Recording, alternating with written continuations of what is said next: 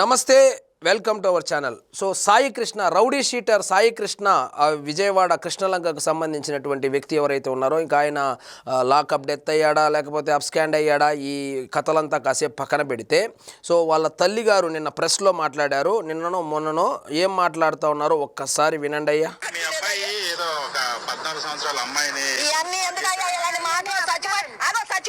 Reporter ఏమడుగుతా ఉన్నారంటే, మీ అబ్బాయి సాయి కృష్ణ 14 సంవత్సరాల అమ్మాయికి సంబంధించి లైంగిక ఆరోపణలు ఎదుర్కొన్నాడు కదా అని అడిగితే ఆమె ఏం సమాధానం చెప్తుందో చూడండి.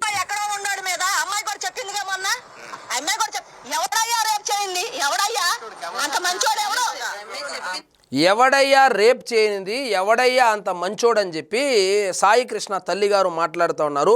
సో ఆమె బాధితురాలు కాబట్టి, ఆమె అతని తల్లి కాబట్టి, ఇప్పుడు బాధలో ఉంది కాబట్టి ఆమెను ఎక్కువగా ఇన్వాల్వ్ చేసే ఉద్దేశం నాకు లేదు. కాబట్టి తల్లి, నువ్వు ఒకటి గుర్తుపెట్టుకో, నిన్ను రాజకీయంగా వైఎస్ఆర్సీపీ వాళ్ళు వాడుకుంటున్నారని చెప్పి కనీసం తెలుసుకో తల్లి. ఇలా వచ్చి ప్రెస్ మీట్ పెట్టి ఏది పెడితే అది మాట్లాడితే ఇంకా పలచనైపోతావు. సరే, ఈ విషయం కాసేపు పక్కన పెడితే, ఈ యూట్యూబర్ రావణ్ ఎవరైతే ఉన్నారో, రావణ్కు సంబంధించి రావణ్ అరెస్ట్ అయినప్పటి నుంచి, సో రావణ్ అరెస్ట్ అయ్యి జైలుకి వెళ్తే ఎవరు వచ్చి జైలు దగ్గర హడావిడి చేశారు, స్టేషన్ దగ్గర ఎవరు వచ్చి హడావిడి చేశారు, సోషల్ మీడియాలో ఎవరు హడావిడి చేశారు, వైఎస్ఆర్సీపీ వాళ్ళు. ఆయన ఏదో పెద్ద స్వతంత్ర సమరయోధుడైనట్లు సాక్షి పేపర్లో ఫ్రంట్ పేజీలో జగన్మోహన్ రెడ్డి గారి వార్త కూడా 9వ పేజీలోనో 10వ పేజీలో వేసుకుని, రావణ్ వార్తలు ఫ్రంట్ పేజీలో వేసుకునింది ఎవరు, ఓన్ చేసుకునింది ఎవరు, వైఎస్ఆర్సీపీ వాళ్ళు, వాళ్ళ అనుబంధ మీడియా సంస్థలు, అదేవిధంగా వాళ్ళ కోసం సోషల్ మీడియాలో పనిచేసే వాళ్ళు. రావణ్ వీడియోలు కావచ్చు, ప్రకాష్ రాజ్ మాట్లాడినటువంటి వీడియోలు కావచ్చు, నిన్నటి వరకు మొన్నటి వరకు వైరల్ చేయడం జరిగింది. ఇప్పుడు కథ అడ్డం జరిగింది. ఏంటంటే, పవన్ కళ్యాణ్ గారిని విమర్శించినటువంటి కేసులో అరెస్ట్ అయ్యేంత వరకు వాళ్ళు వెంటే ఉన్నారు. ఆఖరికి జగన్మోహన్ రెడ్డి గారు ఎయిర్పోర్ట్లో రావణ్ సంబంధించినటువంటి వాళ్ళ భార్యను కూడా ఆయన ఎయిర్పోర్ట్లో కలిశాడు, హామీ కూడా ఇచ్చాడు. మరి ఇంకేమైనా ఆర్థిక సహాయము లేకపోతే ఈ జ్యుడిషియరీకి సంబంధించి ఈ లీగల్ సపోర్ట్ ఏమైనా అందించాడో మనకు తెలియదు, కానీ మొత్తానికి హామీ అయితే ఇవ్వడం జరిగింది. సో ఇప్పుడు కథ అడ్డం తిరిగింది. ఏంటంటే, రావణ్ని ఇప్పుడు అరెస్ట్ చేసినటువంటి కేసు ఏముంది, దేశద్రోహ కేసు, అంటే ఈ రాజద్రోహం కేసులో అరెస్ట్ చేశారు. సో అతన్ని అరెస్ట్ చేసిన తర్వాత పెద్ద ఎత్తున ఆయన 5,100 వీడియోలు చేస్తే అందులో 5,099 వీడియోలు అంటే హిందువులకు వ్యతిరేకంగాను, హిందూ దేవుళ్లకు వ్యతిరేకంగాను, రాముల వారిని, సీతమ్మను, ద్రౌపది అమ్మవారిని అతను దూషిస్తూ చేసినటువంటి వీడియోలే ఉండడంతో ఒక్కసారిగా ఉలిక్కిపడి లేసినటువంటి వైఎస్ఆర్సీపీ ఇప్పుడు, ఒకప్పుడు రావణ్ను ఓన్ చేసుకున్నటువంటి వైఎస్ఆర్సీపీ ఇప్పుడు డిస్ఓన్ చేసుకుంటా ఉంది. మాకు సంబంధం లేదని సాక్షాత్తు మాజీ మంత్రి పెద్దిరెడ్డి రామచంద్రారెడ్డి ఈరోజు ప్రెస్లో మాట్లాడుతూ ఏం మాట్లాడుతూ ఉన్నాడు ఒక్కసారి చూడండి.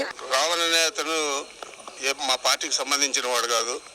ఆయన ప్రశ్నించింది పవన్ కళ్యాణ్. రావణ్ అనేటువంటి వ్యక్తి మా పార్టీకి సంబంధించినటువంటి వాడు కాదని పెద్దిరెడ్డి రామచంద్రారెడ్డి గారు చెప్తున్నారు. పెద్దిరెడ్డి రామచంద్రారెడ్డి గారు చెబుతా ఉన్నారంటే ఇంక జగన్మోహన్ రెడ్డి గారి స్టాండ్ కూడా అదే. ఈయన వేరు ఆయన వేరు కాదు, ఇద్దరు ఒకటే. సో ఇప్పుడు రావణ్ మా వాడు కాదని చెప్పి వైఎస్ఆర్సీపీ పార్టీ చేతులెత్తేసింది. ఇప్పుడు రావణ్ అభిమాన సంఘం ఏదైతే ఉందో, రావణ్ అభిమాన సంఘం గుర్తుపెట్టుకోవాల్సింది, వాడుకొని వదిలేయడంలో వైఎస్ఆర్సీపీని కొట్టేవాడు ఈ భూమి మీదనే పుట్టలేదు. సో జగన్మోహన్ రెడ్డి గారిని కొట్టేవాడు ఈ భూమి మీదలోనే పుట్టలేదు.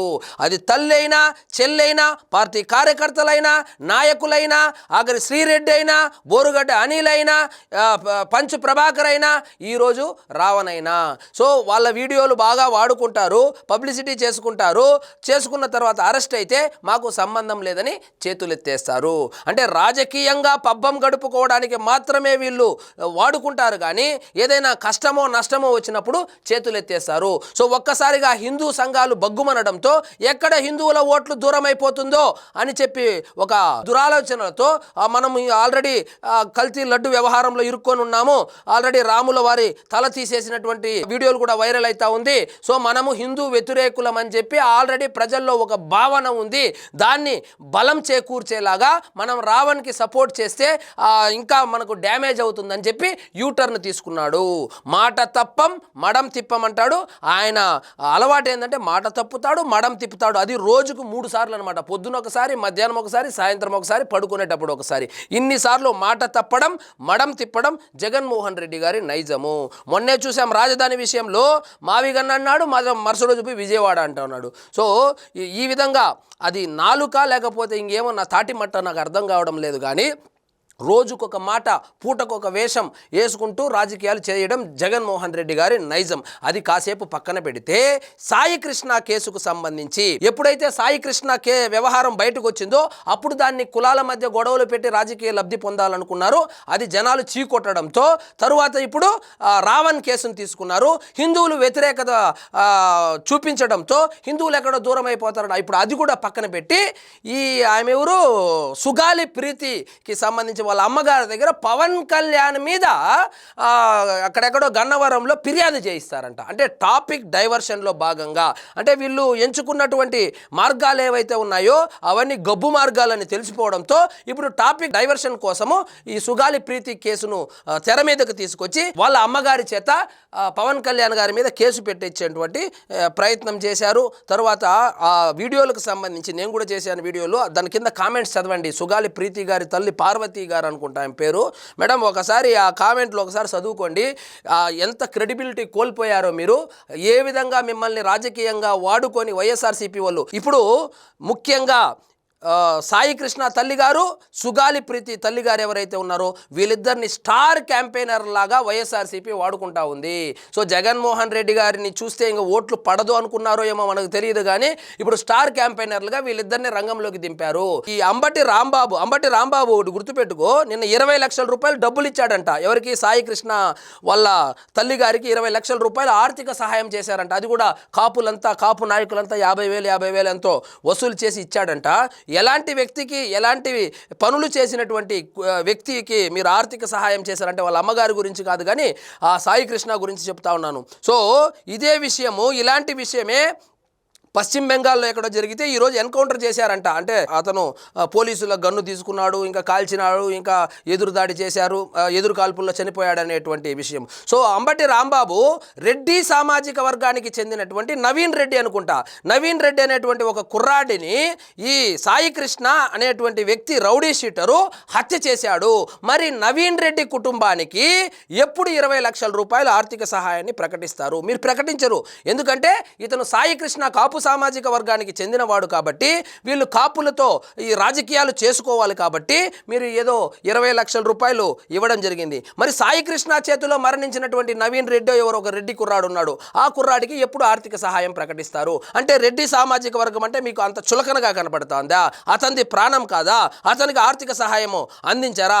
అందించరు. ఎందుకంటే మీకు రాజకీయంగా అక్కడ వర్కౌట్ కాదు కాబట్టి. ఎలాగూ రెడ్డి సామాజిక వర్గానికి చెందినటువంటి వాళ్ళు సింహభాగం జగన్మోహన్ రెడ్డి గారి వెంటే నడుస్తారనేటువంటి ధీమా మీకు. అది తప్పు. అంబటి రాంబాబు మొన్నటి ఎన్నికల్లో చూసాం, రెడ్డి సామాజిక వర్గానికి చెందిన వాళ్ళు కూడా దాదాపు 50% వరకు కూటమికే ఓట్లేశారు. ఆ విషయం మీకు తెలుసో తెలియదో తెలుసుకునే ప్రయత్నం కూడా మీరు చేయరనుకోండి, అది వేరే విషయం. మరి అంబటి రాంబాబు ఎప్పుడు ఇస్తున్నావు? 20 లక్షల రూపాయలు. 20 లక్షలు ఇవ్వకపోతే పోయినావు, వాళ్ళకి కనీసము 20,000 ఇవ్వచ్చు కదా. నవీన్ రెడ్డి కుటుంబానికి 20,000 ఇవ్వచ్చు కదా, ఇవ్వవు. కాబట్టి ఇలాంటి డైవర్షన్ పాలిటిక్స్లో భాగంగా సుగాలి ప్రీతి తల్లిగారినో లేకపోతే సాయి కృష్ణ తల్లిగారినో వాడుకోవడం అనేది వాడుకుంటున్నారని చెప్పి జనాలకు ఆల్రెడీ అర్థమైపోయింది. ఇక ప్లాన్ బి ఇంప్లిమెంట్ చేసుకోండి. జనాలు ఉమ్ముతా ఉన్నారు, గాండ్రించి మొక్క మీద ఉమ్ముతా ఉన్నారు అంబటి రాంబాబు. సో ఇదండి ఈరోజు మన టాపిక్. మీకు ఈ వీడియో నచ్చినట్లయితే లైక్ చేయండి, షేర్ చేయండి, ఛానల్ మాత్రం సబ్స్క్రైబ్ చేసుకోవడం మర్చిపోండి.